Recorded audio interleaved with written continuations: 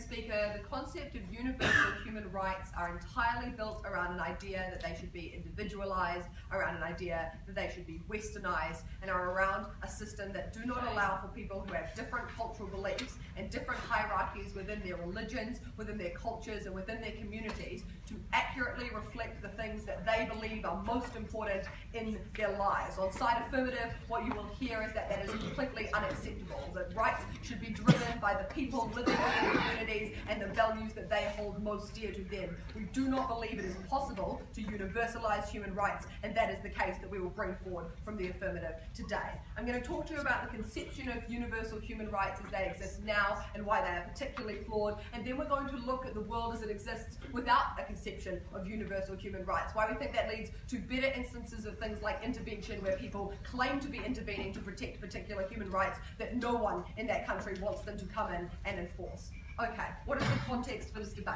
The context for this debate is that we exist in a world currently where people get a set of securities against other people or against the world, but we think that those are based around an idea that every single individual gets the exact same rights regardless of whether that person wants to submit to those rights or not, regardless of instances where people exist within hierarchies where they are happy to say that they give up particular rights for them in favour of other people. We think that is particularly true within religious groups where people admire a hierarchy and bow to a more almighty power than them, they are willing to believe when they say you should give up your rights in favour of other people. You should do what is best for a community or best for a group. It doesn't necessarily always mean putting your life ahead of others. When the Western world tells people that life in and of itself is the most important right and the protection of your life is the most important right, we think that is damning to religions who think that there is a life after death, who think that there is something better for them and who do not necessarily want their life protected, particularly in the ways I will talk about later as Western countries tend to come in and protect those rights. We think that's particularly problematic in that sense.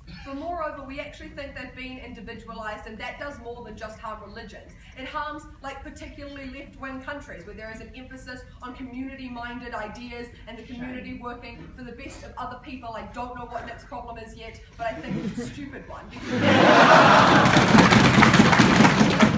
Is that at the moment there's just nothing to deny about this. Fundamentally, religions hold different views to secular people. Why is that so problematic? Because it is the Western world that has got to determine what it is that we consider to be universal human rights. When groups like the UN or the US speak out, it comes from an opinion that white people are secular. It comes from the idea that Western people do not understand the cultures into which they are intervening and take no consideration of what those people actually want for themselves at the end of the day. So we say it is particularly problematic that these rights are individualized, that these rights are westernized. We do not think there is a way to get around that for as long as you attach the idea of universal to human rights. It's important then to consider in this debate what the world looks like without those universal human rights, and that's what I'm going to do for you second. We think that obviously people have particular ideas about what is most important to them, and they likely do have some conception in their mind of what rights it is that they want protected. But for some people, that will be religious freedom over and above any other right, and we think that that is a perfectly legitimate thing to say. What happens in a world where you don't have a universal conception of human rights is that you do not allow countries in the West, like the United States, to say, we're going to intervene in this country because the way that they are treating particular groups is wrong in our conception of how the world should look. The best example I can think of is that in countries like Iran, feminist scholars write out about the fact that they genuinely believe their way of treating women and women in their country have freedoms that they enjoy and want protected. When the Western world and George Bush stand up and say part of the reason we want to intervene in countries like Iran is to protect their women, is to be saviours of their human rights, we think that is unjustifiable because it is never done with the permission or the want of those people. Those people see Western conceptions of women as sex objects, as objectified, as much, much more offensive to them than the way that they treat women in that world. If feminist groups and women are not speaking out from countries like Iran, we do not think it is the place of the Western world to intervene in those circumstances. What should happen instead? Instead, particular groups, cultural groups, religious groups, women, minorities, basically anyone should be able to speak up about the views that are most important to them. They can make it clear what their values are, but most importantly, they should be able to speak out when it is that they think their values are being unjustifiably oppressed in those circumstances. We do think the Western world is able to take note when groups stand up and say our government is oppressing us and we genuinely believe our views are not being heard. We are not blind to the atrocities that exist in these countries, and in the same way that we find out about them now, we can find out about them, except that we want to find out about them from the particular groups to whom they are occurring. And when that is happening, we think that should be the only justification for the West ever intervening, and the entire system should be built around intervening in a way that is right for those people. So not coming in and demanding that the only thing they can do based on our written agenda of universal human rights is uphold those human rights, but instead being able to adapt to particular circumstances, to recognise everything that I told you in my first point, to develop an understanding of the fact that the whole world doesn't look the same as the Western world, and cultures and religions are things that many of us still cannot truly understand and should always be driven by the people that exist within them. The world can exist without universal human rights. It doesn't mean abandoning a concept altogether that people have values that should be upheld. It just means framing them in a different way that means actually understanding and allowing those people to be the driving force behind their human rights. At the end of the day, that's something we're very proud to support on the affirmative take.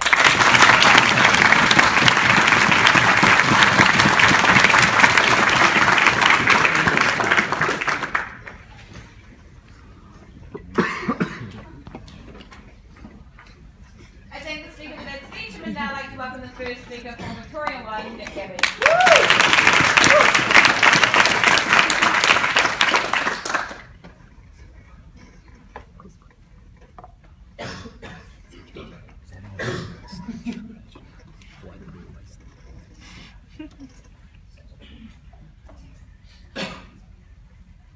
Madam Speaker, on side negative, we absolutely agree with Liv that if you want to give up certain rights, to live under a religious hierarchy, to serve a certain god, then you absolutely should be able to.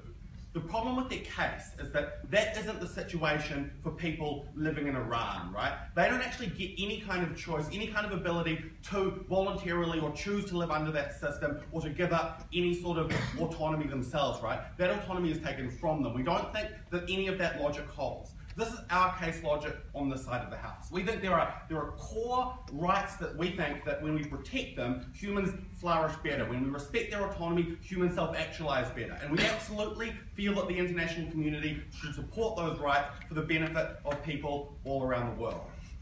What rights are we talking about? We're talking about, first and most basically, the right to life. We're talking about the right to freedom of expression, the right to choose your own religion, and also the right to be free from discrimination. And we don't think we heard anything in particular in Liv's speech why giving people those rights isn't going to make them happier. Many of the decisions and processes Liv talked about in her speech actually apply better when they're made within the context of a society that broadly recognises freedom. That's the basic case you're going to hear from Negative today. 3 points.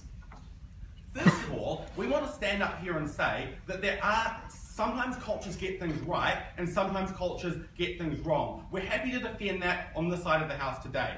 And I think that's a very safe, broad principle to stand behind, unless the affirmative team want to get up here and, for example, defend cannibalism as a cultural practice, or they want to defend bizarre totalitarianism in North Korea as a cultural practice. We think we can say that some things are better and some things are worse on a more absolute level, right?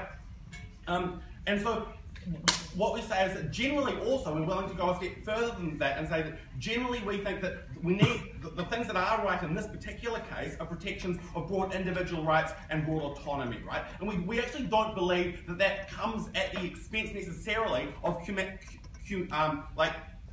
social values or forming communities and societies, right? We absolutely love it if people want to hold community values as their primary value, right? But what we say is that needs to happen in a context where people have freely chosen to be members of those communities, right? If they grow up in societies where they have no choice, no option, where they can suffer death or torture for attempting to opt out of those communities, we don't think that that's beneficial to that particular individual, right? We're happy to say that, we recognise people want to make that choice, but they need to do so so not under duress. That's my first point. My second point is to explain why we think, and this is like the rebuttal point, why we think that people in some of the cultures that I've talked about aren't actually able to make those choices, right? So let's look at something like Iran. So, and I've already sort of, my first point under this has been implicit in a lot of my speech, but those are societies where, you know, as Liv said, it's very top down, right? But that's the entire society. There's no way to opt out of those particular choices, right?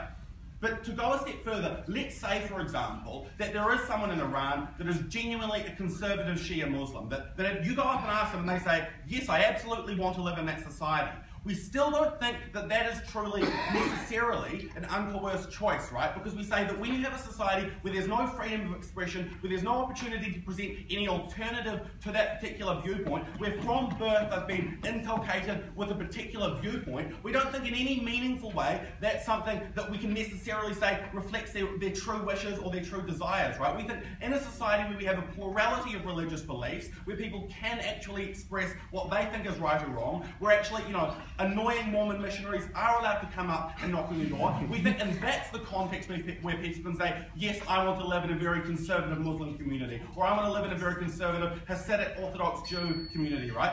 That, in those cases, absolutely, we think that's a free choice. But when we're talking about a societal wide level, when there is no other options, we think absolutely that's Moreover, we think that what's particularly bad is we want, you know, Patrick to get up here and talk about what about people that actually do choose to live in these religious communities, but then they get persecuted from it, right? Is she going to defend the right of ISIS to, you know, torture and kill, you know, the Yazari people? And probably she won't go that extreme, right? But then what about Coptic Christians in Egypt that get their churches burnt down and they get harassed by a Muslim state? Is she going to defend the rights of the Egyptian government to do that? We think that, you know, the West absolutely has the responsibility where they can sensitively to try and protect the rights of those minorities. And so that segues nicely into my final point, which is how does this actually play out in practice, right? Because we're not going to stand up here and defend American military interventionism, right? Which we think is almost always done for geopolitical reasons anyway. What do we defend on this side of the house? Well, first of all, we absolutely think that countries that do support this level of autonomy have a duty to expose abuses of human rights when and where they occur, right? So we support condemnation, we support you know, reports by international human rights bodies, right? And just a quick little point of rebuttal under this, right? Liv wanted to sort of universalise this by saying, oh, left-wing countries also suffer under, you know, a system of international human rights. And that's just not factually correct, right? For example, some of the most left-wing countries in the West, like your Sweden and your Norways, are the countries that most buy into a human rights framework that protects people all around the world, right? And we absolutely think that's a wonderful thing to do, right? We also defend international organisations like the ICC. We think it's fantastic when you have genocidal maniacs that the ICC prosecutes them, right? Now, Liv might want to say, oh, but we're not defending, or Patrick might want to say, oh, but we're not defending genocidal maniacs. But we think that if you look at some countries, the idea of warlords and continual warfare is actually could be considered a legitimate cultural practice. That's how those countries have operated over long periods of time, right? We feel quite safe in saying that we do want to use international bodies where we can, targeted aid, and in extreme cases humanitarian intervention, to take a stand and say, no, that's not okay, that's not maximising the happiness and the freedom and the well-being of those people. Mr. or Madam Speaker, we absolutely support a universalisation of certain human rights.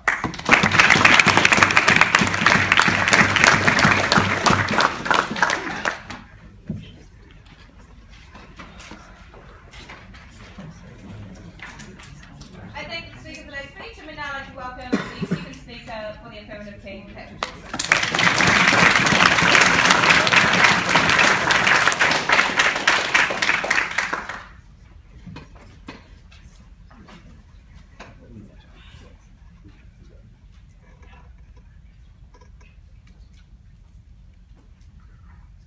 I'm going to bring to you 2 points in this speech. First, I'm going to talk to you about the problems that exist with human rights frameworks and why it is that that side of the House can't just assert, as they have asserted throughout Nick's speech, that if you have human rights, you're automatically happy as a result of that. Secondly, I'm going to talk to you about why it is that states and international institutions will act more appropriately once they consider rights as not being something that they can universally apply to everybody else in the world, but rather as something that is subjective to them, and that they should pay attention to what people in that country want to perceive as their own rights or as their own moral frameworks before they act. Let's talk about the problems with universal human rights and what it's going to be integrated throughout. What we brought to you from LIV was a couple of key issues that exist with universal human rights. Particularly, that they essentially entrench at least a kind of like centre-right concept of exactly how people ought to live their lives, in that everyone should be considered as an individual who has a set of rights that can be asserted against any influence against them, for example, by the state. We say on this side of the house that that's not necessarily the case. There are a lot of places in the world that are much more community-minded than this, and say that instead of everybody having rights to assert against one another, that people right from the minute they're born actually do have responsibilities to work to one another. Obviously, the issue of choice can be a little difficult in this situation because people have to opt into a system where they automatically do have some responsibilities upon them that they didn't necessarily choose to have. But firstly, the important thing to say here is that that is a legitimate moral position to hold, and we think there should be a space in the world for people to hold it. So rather than simply talk about whether or not these people made a choice, what we turn to on the issue of choice, which is the big clash that we heard from that side of the house, is whether or not people are being exposed to alternative views, and at some point in their life anyway, they have a chance to move away and choose new ideas.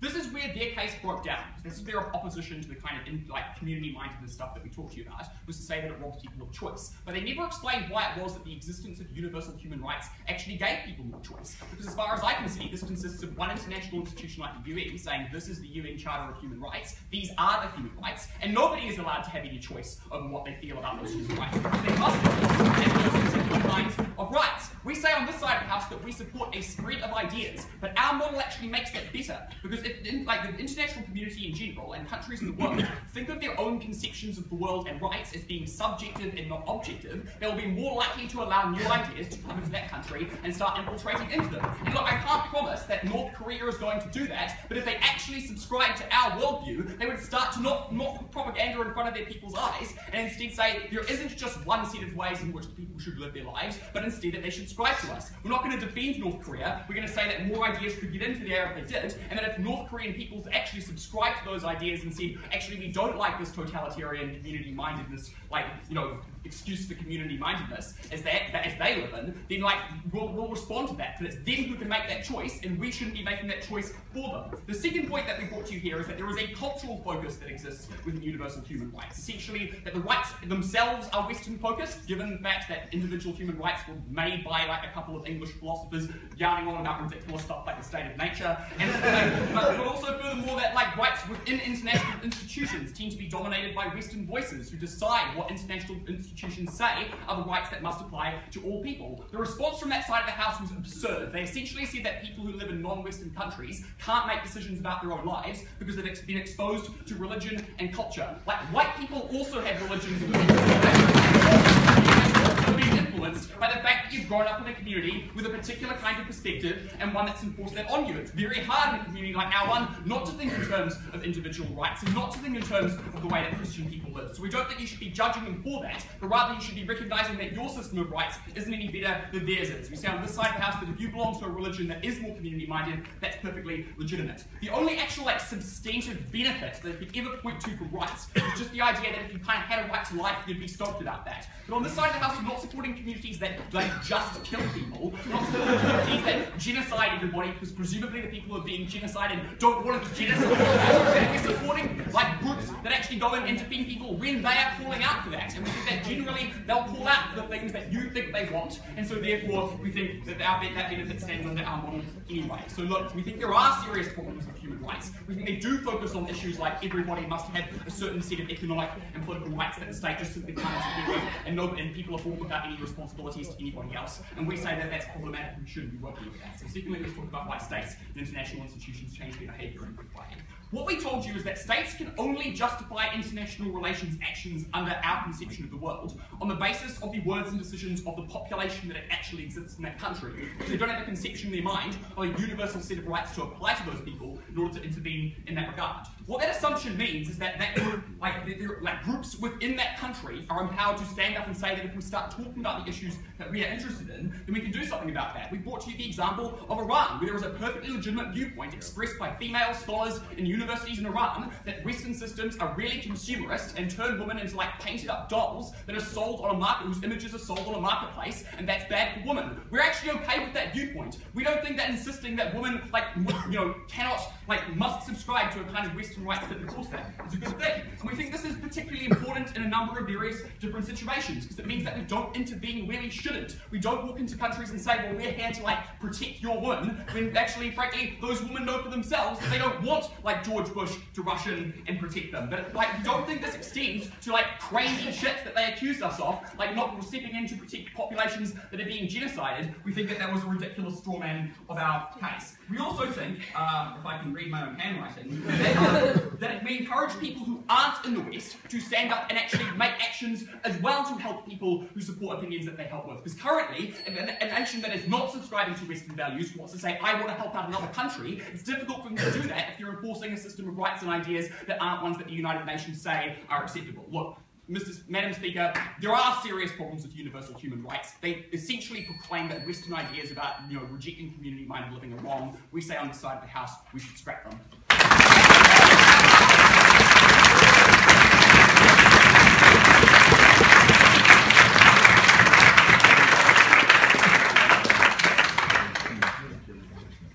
And to conclude the substantive part of today's debate, I'd like to welcome Nick Wilson.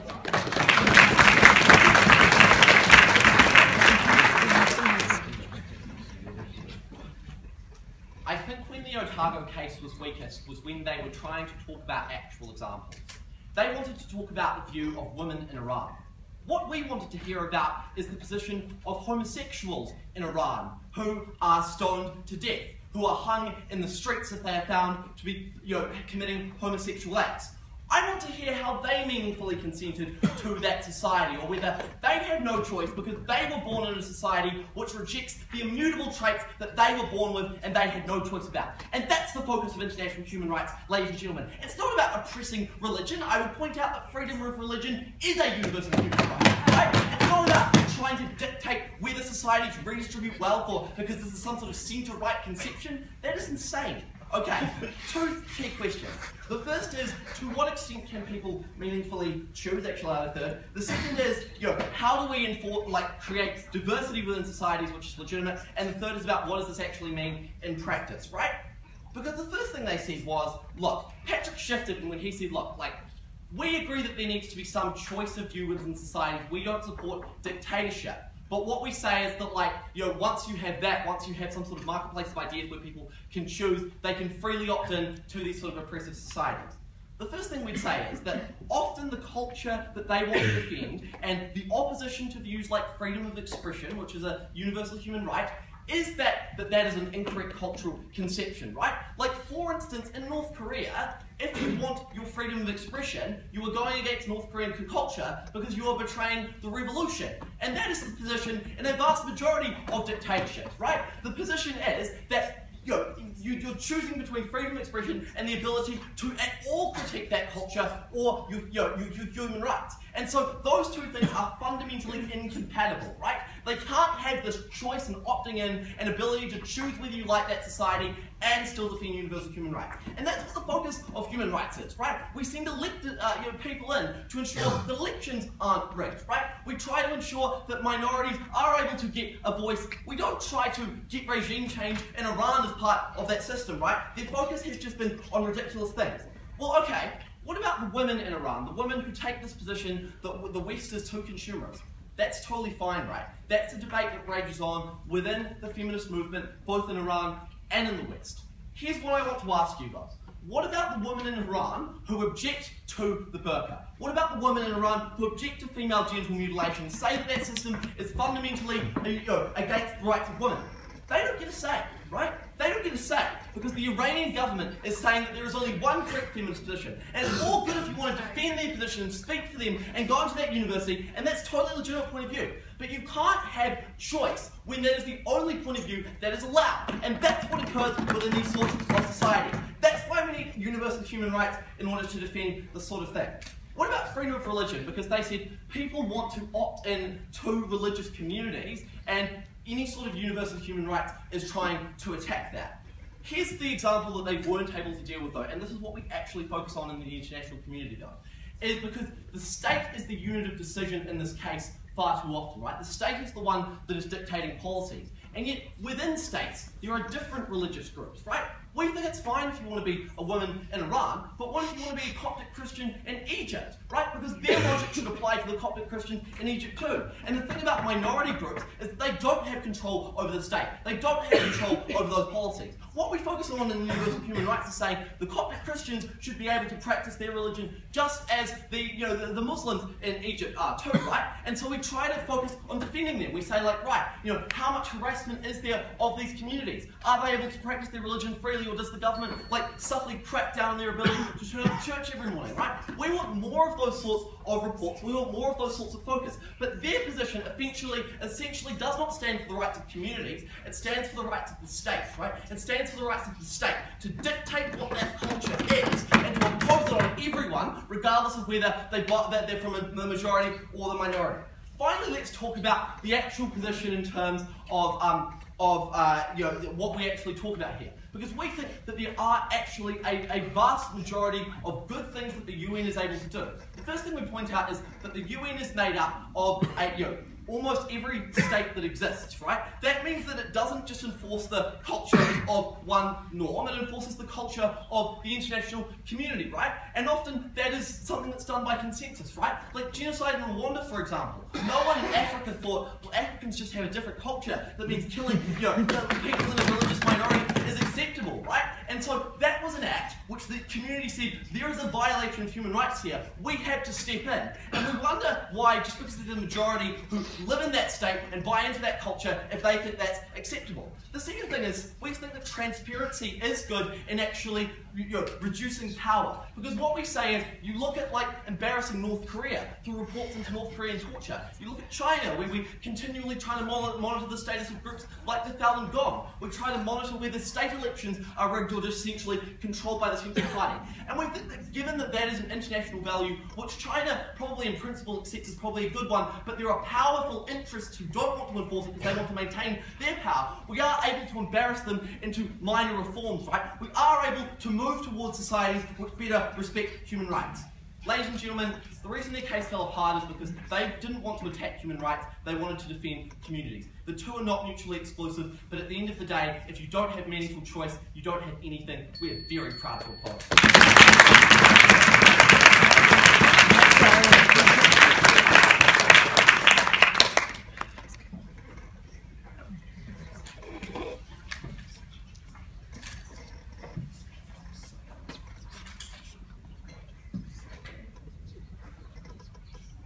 And to conclude the New Gaming King's case, I'd like to welcome Nick Daly back to the floor.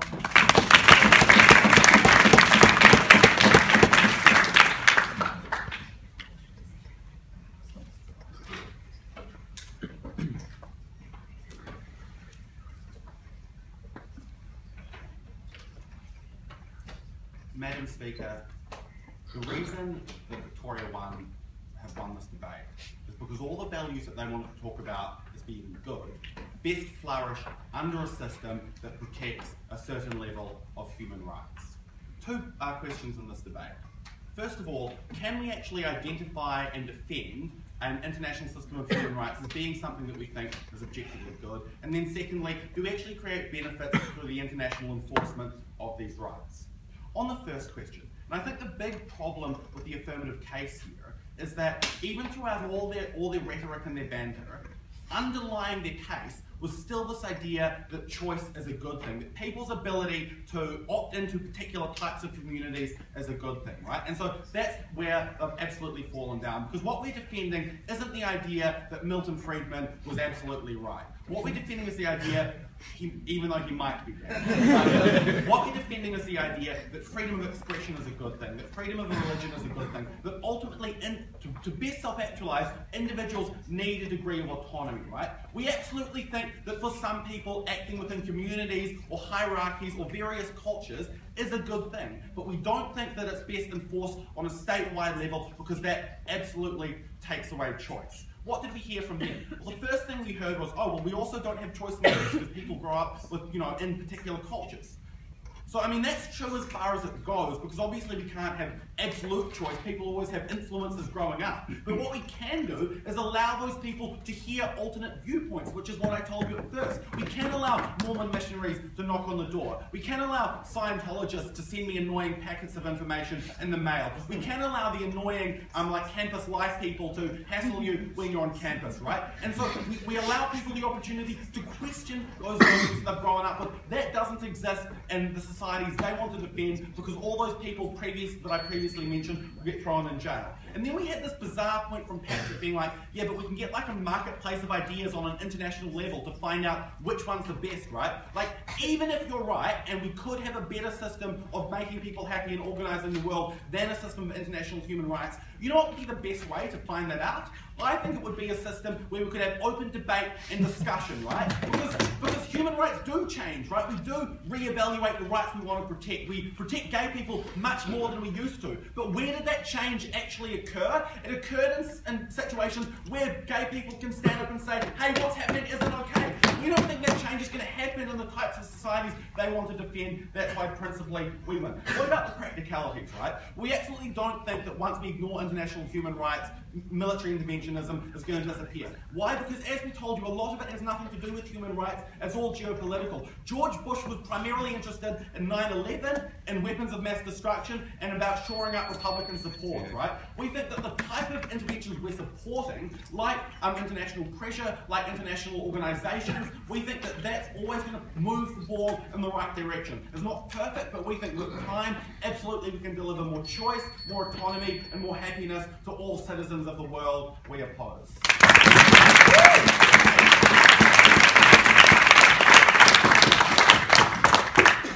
And to conclude today's debate, I'd like to welcome Olivia Hall.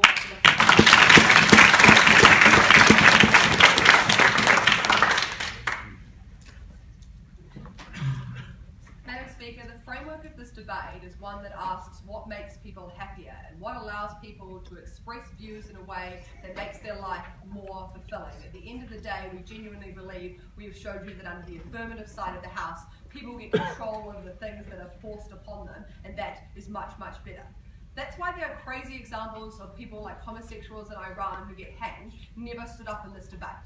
When homosexuals in Iran stand up and say that their rights are being violated, that is when we should storm to their defence. But we should not do it beforehand, and we should not do it based around the conception that in every case we know what is best for people, and that is what always happens under a conception of universal human rights. Let's look at their world and our world.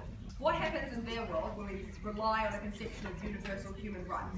We entrench ideas that we think are fundamentally problematic to particular groups, particularly to religious groups and cultural groups that we do not think are accurately understood by the West, who absolutely dictate not only what it is that the rights are that go on the list of universal human rights, but particularly when and where we decide to defend those rights, regardless of whether groups actually want them to be defended. So we march in and say that there is one correct way to understand freedom as a woman, and sorry, women of Iran, it's not the way you want to see it, and that's what you get under your side of the house.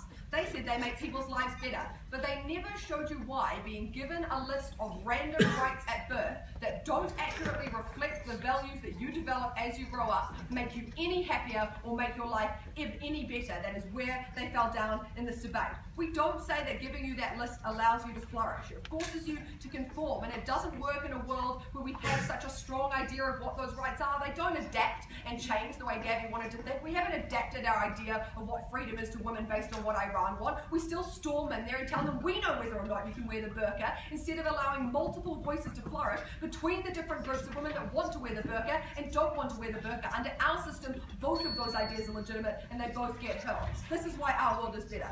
Values are better suited based on the groups that actually want them defended. They are catered to people that exist in this world that do not fit and conform to a Western idea of the world. They've used these extremes about genocide, but what we see is that we don't have to stand back and never defend these people. We just had to defend them where and how, the way that those people actually speak out and say they want it. They said this robs people of choice, and we gave you a number of responses. We say we are the ones who get more conceptions about right. When you are robbed of choice is when you are genuinely made to believe that there is an objective standard of human rights as set out by the UN Charter, and those are the rights. That is when you get less debate and less discussion about whether they are legitimate. It's when you shut down minority groups by telling them that their ideas just don't cater to the way the Western world wants to see it. And moreover, it's frankly offensive that the Nips think people who belong to non-Western countries and religious groups can never make decisions for themselves. We say we can get them out when they don't want to be there, but when they legitimately make those choices, it is the role of the West to back the hell off and let them do what is best for them. It is only in our world that you defend people's actual real rights and not just force upon them a bizarre misconception of what it is that they want.